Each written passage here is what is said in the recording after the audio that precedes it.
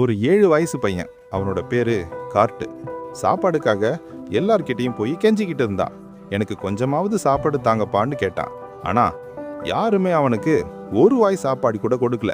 கரெக்டா அந்த நேரத்துல ஒரு போர் வீரன் அங்க ஏடிஎம்ஸ் கூட பயங்கரமா சண்டை போட்டுக்கிட்டு இருந்தான். சண்டை முடிஞ்சதும் தன்னோட பசிக்காக வச்சிருந்த உணவை கூட அந்த பையனுக்கு கொடுத்தான். பையன் அதை பசியாரி சாப்பிட்டு முடிச்சதும் ரொம்ப சந்தோஷமா, உங்களுக்காக நான் என்ன வேணாலும் பண்றேன், ஏதாச்சும் ஒன்று சொல்லுங்கன்னு கேட்டான். அப்போ அந்த வீரன், இந்த டீமன்ஸ் கிட்ட இருந்து இந்த மக்களை நீ காப்பாத்துவியா, நான் அவன் கிட்ட ஒரு சத்தியத்தை வாங்கினான். பையனும் சும்மா விளையாட்டுக்கு சரி ஓகே நான் வார் காப்பாத்துறேன்னு வாய் வாக்க சொன்னான்.